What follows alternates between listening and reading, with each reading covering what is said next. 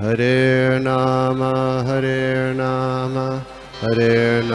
eva kevalam, kalo nasteva nasteva nasteva gatiranyata.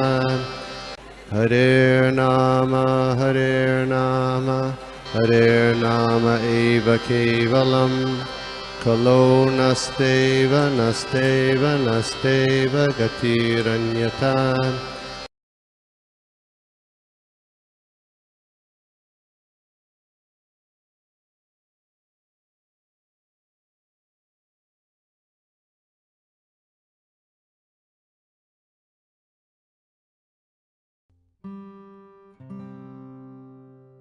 हरे कृष्णा। दंडवत प्रणाम सभी को।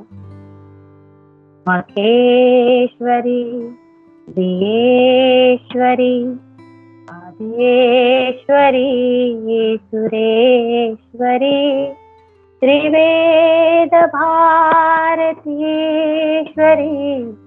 रमाण शासनेश्वरी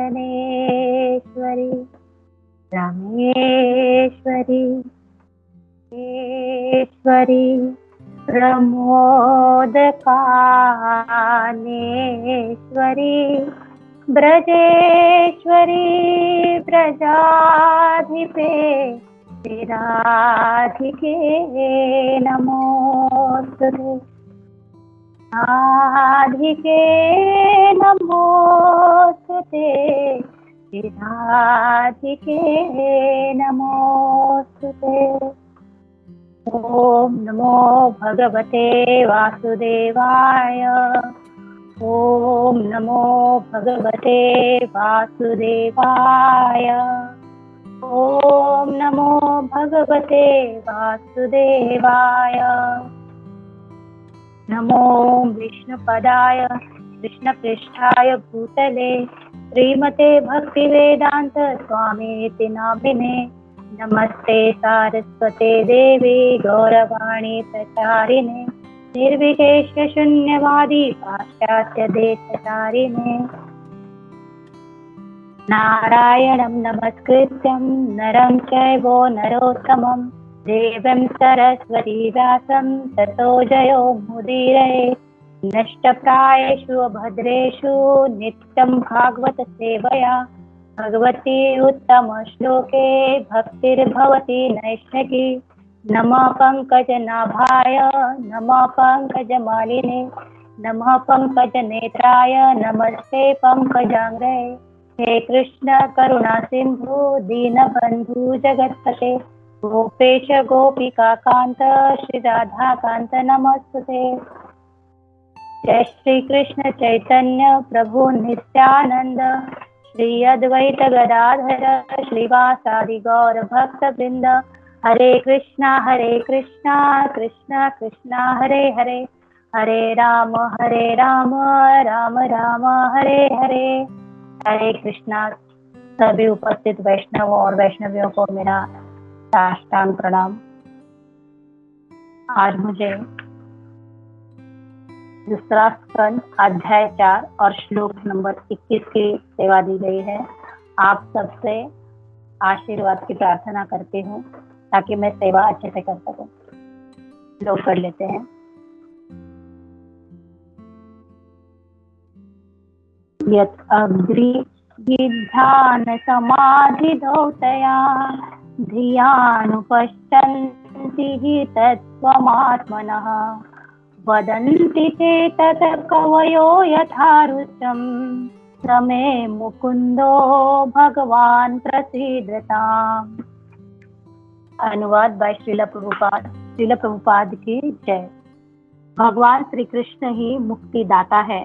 भक्त प्रतिपल उनके चरण कमलों का चिंतन करते हुए तथा महापुरुषों के चरण चिन्हों पर चलते हुए समाधि में परम सत्य का दर्शन कर सकता है।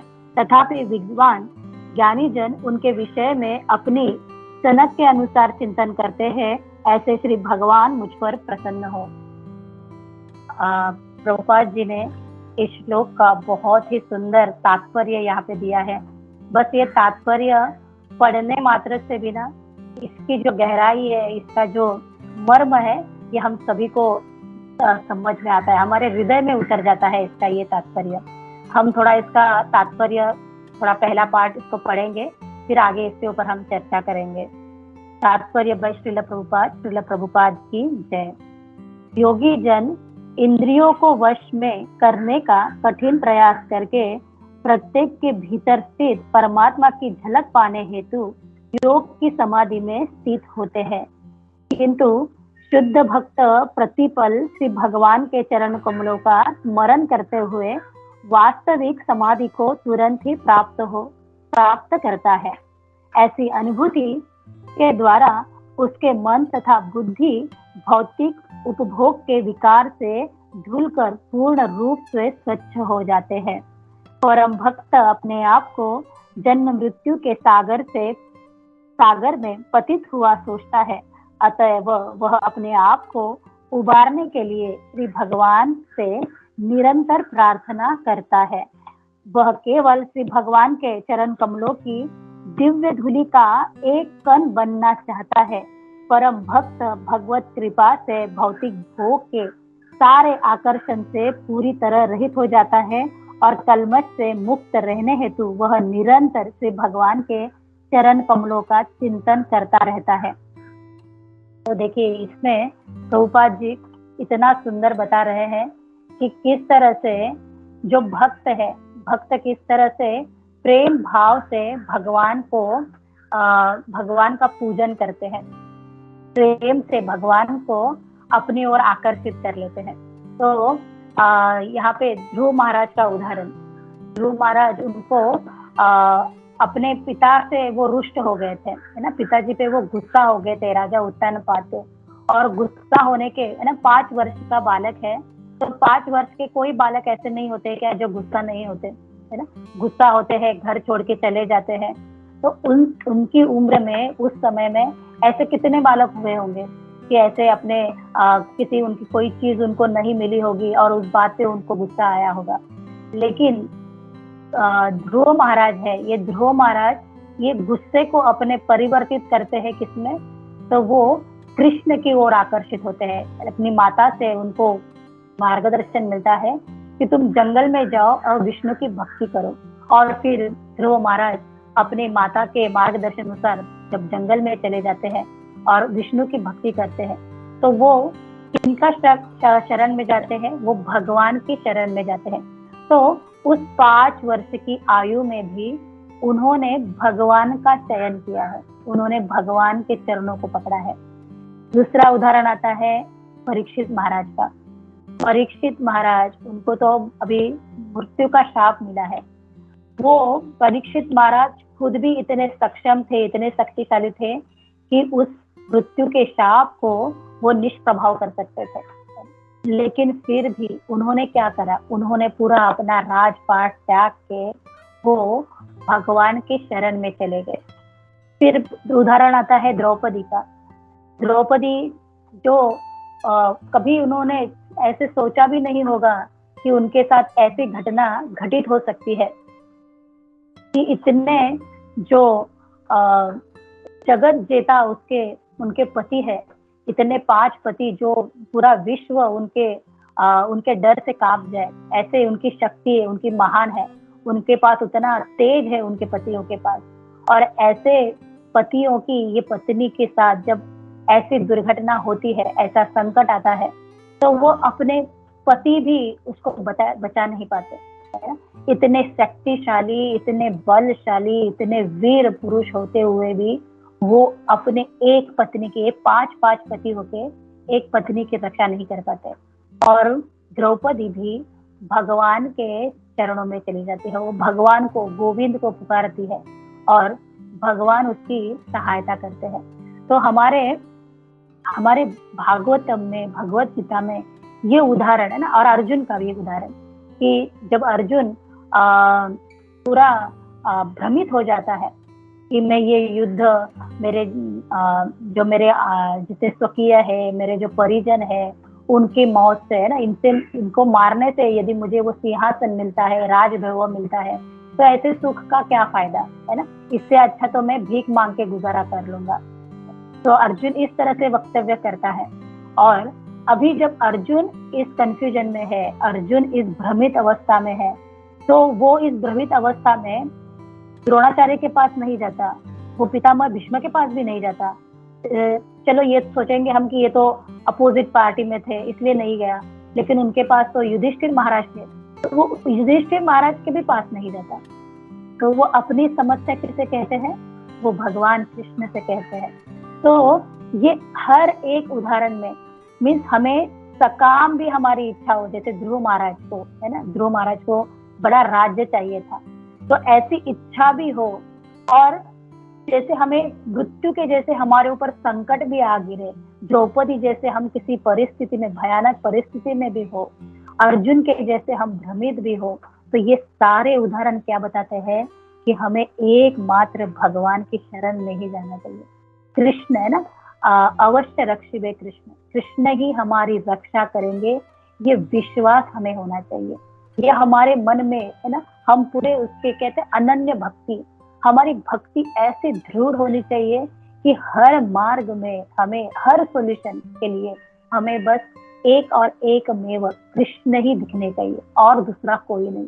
तो इस तात्पर्य में प्रभुपाद जी और व्यास देव जी,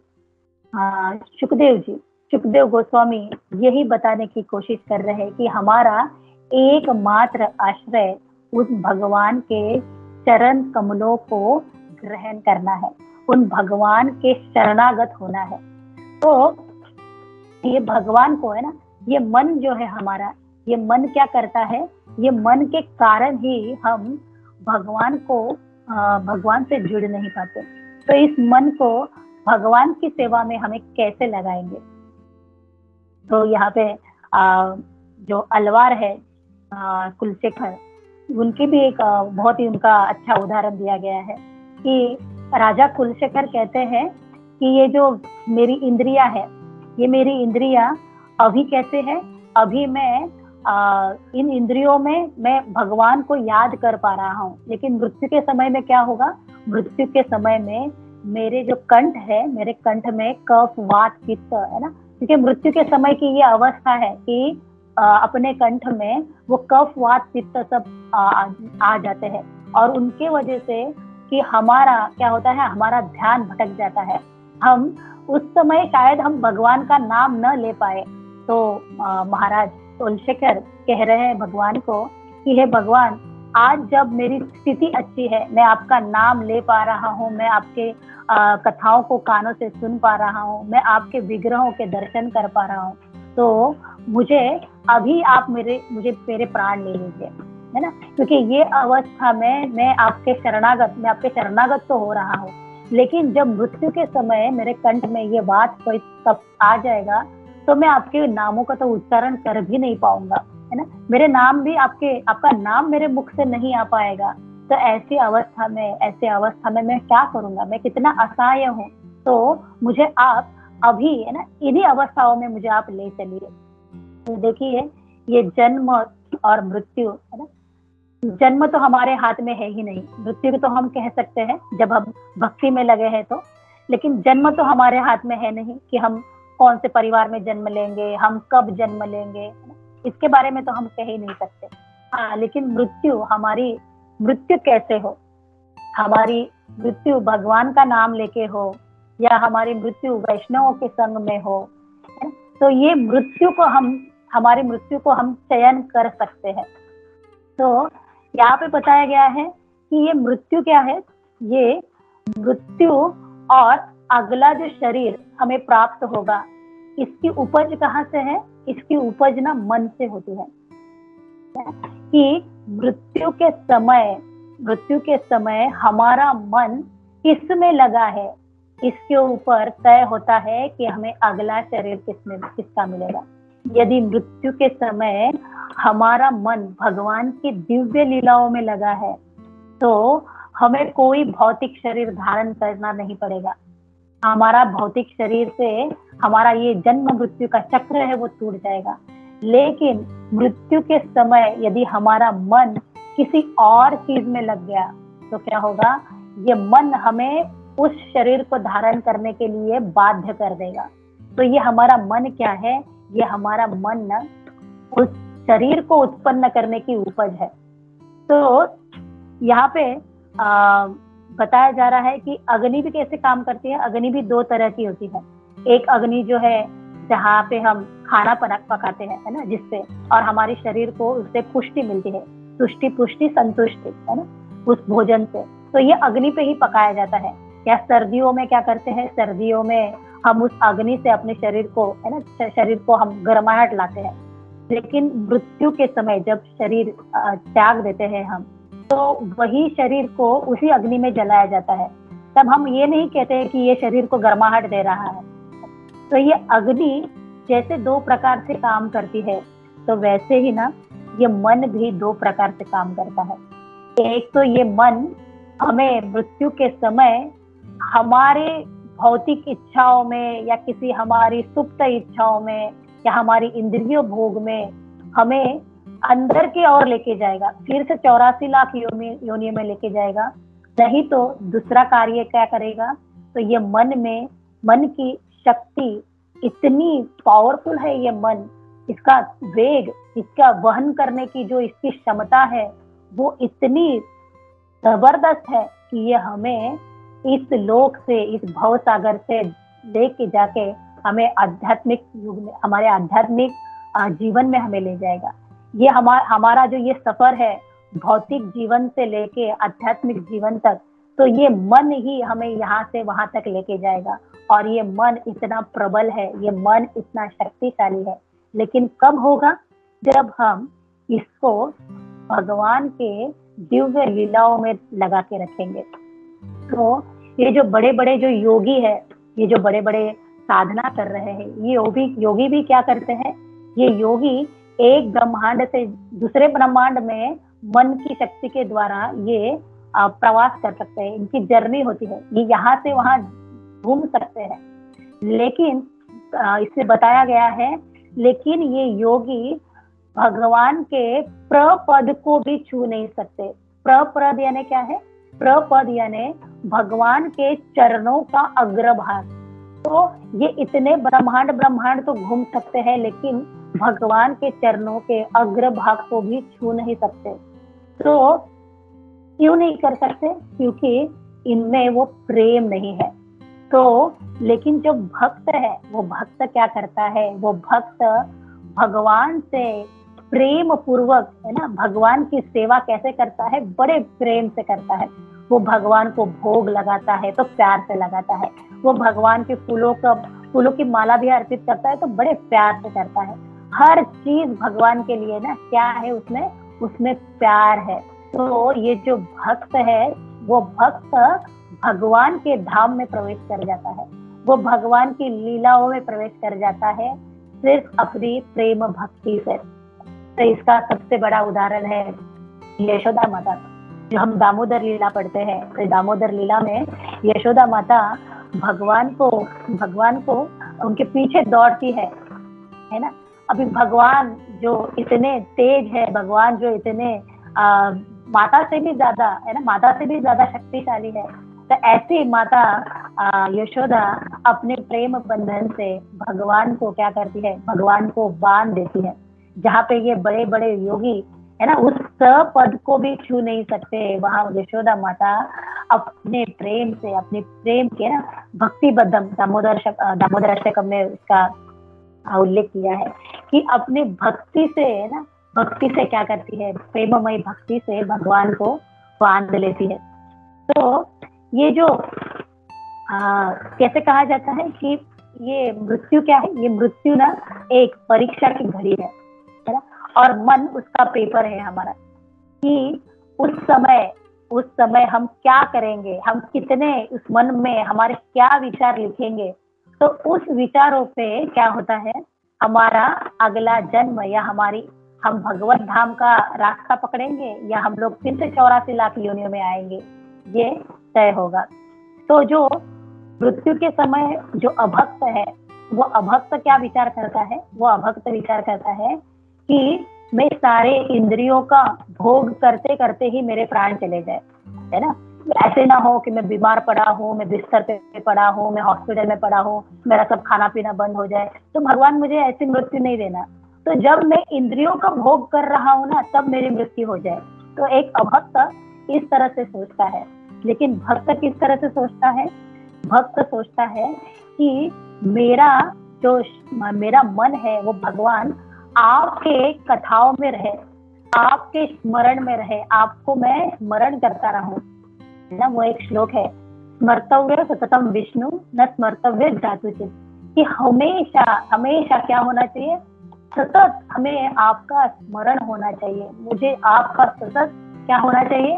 मुझे वो आपकी लीलाओं का मैं स्मरण करता रहूं, मुझे वो याद दिलाते रहे।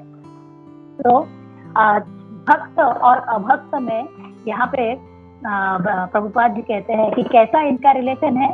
तो जो अभक्त है, तो एक मैरिज का उदाहरण दिया है कि अरेंज मैरिज और लव मैरिज। तो अरेंज मैरिज में क्या होता है? अरेंज मैरिज को जो वो नई वधू है, उस नई वधु को अपने ससुराल वालों के बारे में कुछ भी पता नहीं होता, वो किसी को पहचानती नहीं है, किसी के स्वभाव के बारे में जानती नहीं है, तो उसके मन में डर होता है शादी के वक्त, है ना। तो विदाई के वक्त वो बहुत रोती भी है, क्योंकि अभी अनजाने लोगों में जाना है, पता नहीं है कहाँ कैसे होगा, किसका स्वभाव कैसा है, मैं किसी को पहचानती नहीं हूँ, सब अनजाने लोगों में जाके मुझे वहां पे रहना है। तो वो नववधु है, वो बहुत रोती है, बहुत रोती है। तो ये जो अभक्त है, ये अभक्त भी मृत्यु के समय बहुत विलाप करते हैं, बहुत बहुत इनको पीड़ा है, बहुत इनको दर्द है। लेकिन जो भक्त है, वो भक्त का कैसा है? लव मैरिज के जैसा है। वो कृष्ण से प्रेम करते हैं, वो कृष्ण के घर जाना चाहते हैं, वो कृष्ण के साथ रहना चाहते हैं अपने घर में। अभी उनको पता है कि अब मैं मेरे घर जाने वाला हूँ, है ना। तो वो खुश रहते हैं, वो उनकी प्रसन्नता रहती है, वो उनको डर नहीं रहता, उनको जरा भी भय नहीं रहता, क्योंकि कृष्ण से ऐसा प्रेम होता है कि उस प्रेम के लिए उनको ये शरीर त्यागने का भी दुख नहीं रहता, है ना। तो ये भक्त का जीवन कैसा है? भक्त के जीवन में ये मृत्यु का समय कैसा होता है? लव मैरिज के जैसा होता है। तो ध्रुव महाराज के लिए भी वैकुंठ से विमान आता है। ध्रुव महाराज साक्षात मृत्यु पे पैर रख के विमान में प्रवेश करते हैं। तो क्यों? क्योंकि पता है कि मैं अभी भगवत धाम जा रहा हूँ, मैं भगवान के पास जा रहा हूँ। तो ये भगवान के, है ना, भगवान से प्रेम है, भगवान के ऊपर विश्वास है। तो ये विश्वास से भक्त का जीवन क्या होता है? भगवान पे अपना पूरा जीवन अपना भगवान की सेवा में भक्त बिताता है। तो जब भक्त देह त्याग करता है तो उसको विरह उत्सव भी कहते हैं। तो विरह उत्सव क्यों? तो विरह इसलिए क्योंकि इतने शुद्ध भक्त का सानिध्य अभी हमें नहीं मिल पाएगा, हमें ऐसे शुद्ध भक्तों से सुनने को नहीं मिलेगा, इनका हमें संग करने को नहीं मिलेगा, इसलिए विरह है। लेकिन उत्सव इसलिए है कि एक जीव अभी अपने नित्य शाश्वत धाम को, अपने भगवत धाम को जा रहा है ना। तो इसका वो बड़ा उत्सव होता है। रामानुजाचार्य जब उनके अंतिम समय में उनके शिष्य सब रो रहे थे, तो रामानुजाचार्य अपने शिष्यों को कहते हैं कि आप क्यों रो रहे हो, है ना, आप मत रोइए, आपको तो प्रसन्न होना चाहिए, क्योंकि मैं तो भगवत धाम जा रहा हूँ। रोना तो मुझे आ रहा है आपके लिए, क्योंकि आप इसमें भौतिक जगत में रहोगे, सड़ते रहोगे, है ना। तो मुझे रोना चाहिए आप लोगों के लिए। आप मेरे लिए क्या करो? आप मेरे लिए प्रसन्न रहो, आप मेरे लिए कीर्तन करो। तो मृत्यु के समय परीक्षित महाराज ने क्या किया है? परीक्षित महाराज ने अपनी सारी इंद्रियों को, ये जो इंद्रियां है जो अपने मन को भ्रमित करती है, इन सारी इंद्रियों को मन में एकत्रित कर लिया। मन को पूरा जीवन में, है ना, जो हम अभी कार्यकलाप कर रहे हैं उस कार्यकलाप में मन को एकत्रित कर लिया। इस जीवन को, इन सब कार्यकलापों को अपने श्वासों में, अपने प्राणों में एकत्रित कर लिया, और अपने प्राणों को अपने जो पंच तत्व ये से बना ये शरीर है, इस शरीर में एकत्रित कर लिया, और मृत्यु के समय इस शरीर को लीन कर दिया, है ना। तो इस तरह से क्या कर दिया? देहात्म बुद्धि का त्याग कर दिया। तो ये जितने भी जो सभी हमारे जो गुरुजन है, हमारे आचार्य है, तो ये देहात्म बुद्धि का त्याग कैसे करते हैं? ये इस तरह से देहात्म बुद्धि को त्यागते हैं कि अपने अंतिम समय में उनके प्राणों में, उनके श्वासों में कौन रहते हैं? भगवान। भगवान ही विचरण करते हैं। तो हमारा भी चिंतन ऐसे हो कि हम भगवान के अंतिम समय में भगवान का स्मरण कर सके। तो हमारे साथ होता क्या है? हमें क्या करना है? हमें भगवान का दरवाजा खटखटाना है ना? क्योंकि हम उसी मार्ग पे हैं। हम हमारे आचार्यों को, प्रभुपाद जी को हम फॉलो कर रहे हैं। तो हमें प्रभुपाद जी ने 4 नियमों का पालन, 16 माला का जप, है ना, ये बताया है। तो हमें क्या करना है? हमें उस दरवाजे को, भगवत धाम के दरवाजे को हम रोज खटखटाते हैं, है ना? हमें उस दरवाजे को खटखटाना है। तो कब तक खटखटाएंगे? कब तक हम उसको दरवाजे पे नॉक करते रहेंगे? तो बस 16 माला करनी है इतना ही नहीं, है ना, कि 16 माला करना है उतना दरवाजा खटखटाया और बंद हो गए। तो समझ लीजिए कि 16 माला हो गई, अपने दरवाजा खटखटाया, आपने बंद कर दिया, और भगवान अंदर तो अपने नित्य लीलाओं में भगवान है, भगवान तो नित्य लीला चल ही रही है। और उस समय जब भगवान आए और उन्होंने दरवाजा खोला, और आप दरवाजा तब खटखटा नहीं रहे हैं, आपकी बस 16 माला हो गई, आप अपने काम में बिजी हो गए, तो भगवान देखेंगे कि दरवाजा तो मैंने खोल दिया, लेकिन हम अपने और किसी काम में बिजी है। तो भगवान दरवाजा बंद कर लेंगे। फिर क्या करते हैं? हम फिर से अपना काम खत्म करेंगे, फिर हम दरवाजा खटखटाएंगे, है ना? हम दरवाजा खटखटाएंगे, फिर दरवाजा खटखटाते हुए कभी कभी तो हमें जप करते करते नींद भी आ जाती है, हम सो गए, और उस समय आ गए भगवान, और भगवान ने दरवाजा खोल दिया। भगवान ने दरवाजा खोल दिया, भगवान देखे कि अरे ये तो सो रहा है, और भगवान तो इतने दयालु है, इतने कृपालु है। भगवान कहते हैं सो रहा, तुम्हें नींद आ रही है तो तुम सो, तुम आराम ही करो, है ना? भगवान दरवाजा बंद कर लेते हैं। तो ये हमारे साथ ये बार बार हो रहा है। लेकिन प्रभुपाद जी ने क्या किया है? प्रभुपाद जी ने भक्तों के लिए और एक सुविधा कर दी है। प्रभुपाद जी कहते हैं कि इस दरवाजे को खटखटाओ भी नहीं, क्या करो? प्रभुपाद जी ने हमें वो बेल दी है कि उस बेल पे, बटन पे हाथ रखो, है ना, उस बेल को दबा के रहो, और वो बेल बजती रहेगी, बजती रहेगी। कब तक? जब तक वो भगवान का द्वार नहीं खुलता। तो ये बेल कौन सी है? हरे कृष्णा कृष्णा कृष्णा हरे हरे, हरे राम राम राम हरे हरे। तो हमें नित्य और नित्य भगवान का स्मरण करते रहना चाहिए। तो इस श्लोक में हमें प्रभुपाद जी यही बताने की प्रयास कर रहे हैं। हम जरा एक भगवान का एक कथा को श्रवण करेंगे, है ना, क्योंकि श्रवण करने के लिए भगवान की लीलाओं को जब हम सुनते हैं तो उसका स्मरण होता रहता है। तो एक बार क्या होता है, भगवान कृष्ण राधा रानी को कहते हैं कि राधे, तुम्हारा जो प्यार है ना वो सबसे उच्च है ना? तो राधा रानी तो चुप हो जाती है, राधा रानी मानती नहीं है भगवान की बात को। तो भगवान कहते हैं, सच में राधे, तुम्हारा प्यार ना बहुत उच्च है ना? सच यकीन मानो कि यशोदा माता से भी तुम्हारा प्यार बहुत गहरा है, बहुत ऊंचा है तुम्हारा प्यार। तो अभी राधा रानी कहती है कि मुझे इस पे विश्वास नहीं है। तो भगवान कहते हैं कि तुम्हें मैं एक दिन इसका विश्वास दिला दूंगा कि यशोदा माता भी तुमसे याचना करेगी, है ना, और तुम सब समझ जाओगे।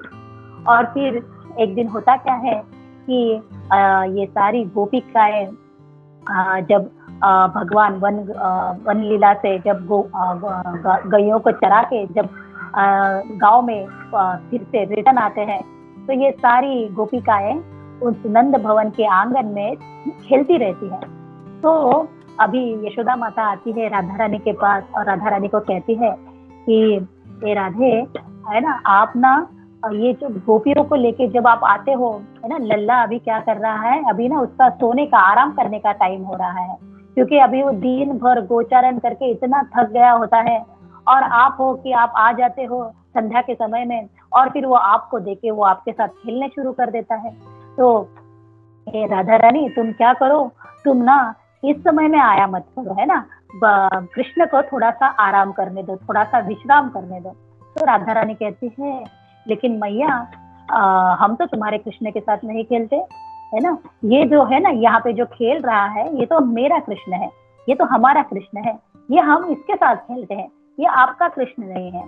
तो माता कहती है ये क्या बात हुई कि मेरा कृष्ण और तुम्हारा कृष्ण ये कैसे अलग कृष्ण हो गए। तो यशोदा राधा रानी कहती है कि हाँ, कि तुम्हारा कृष्ण तो है वो तो गोचारण के लिए जाता है, वन में जाता है, दिन भर गैयों को चराता रहता है, इन असुरों को मारो उन असुरों को मारो, है ना, ये तुम्हारा कृष्ण करता है। लेकिन हमारा कृष्ण तो क्या करता है, हमारा कृष्ण मधुर मधुर वेणु बजाता है, हमारे साथ नृत्य करता है, हमारे साथ नृत्य खेलता रहता है। तो तुम्हारा कृष्ण तो वो गोचारण वाला कृष्ण है। तो अभी यशोदा माता थोड़ा सोचने लगती है, तो कहती है ये मेरा कृष्ण नहीं है। कहती है ना, ये तो मेरा कृष्ण है ना, ये हमारे साथ खेलता है। तो तुम्हारा कृष्ण, जाओ तुम देखो अंदर जाके तुम्हारे घर में, है ना, तुम्हारा कृष्ण घर में होगा। तो अभी यशोदा माता जाती है और अंदर देखती है तो कृष्ण वहां पे पलंग पे सोए हुए हैं। तो यशोदा माता को थोड़ा सा दिलासा होता है, तसल्ली होती है कि हाँ ये मेरा कृष्ण है और ये राधा रानी का कृष्ण है। फिर यशोदा माता आती है और कहती है राधा रानी से, राधा रानी क्यों ना हम ऐसे करें कि तुम्हारा कृष्ण और मेरा कृष्ण दोनों साथ में नृत्य करें, बहुत आनंद आएगा। राधा रानी कहती कि नहीं बाबा नहीं, दोनों कृष्ण साथ में मिल जाएंगे और कहीं पे गुम हो गया कोई कृष्ण तो क्या होगा, नहीं नहीं मैं ये रिस्क नहीं ले सकती।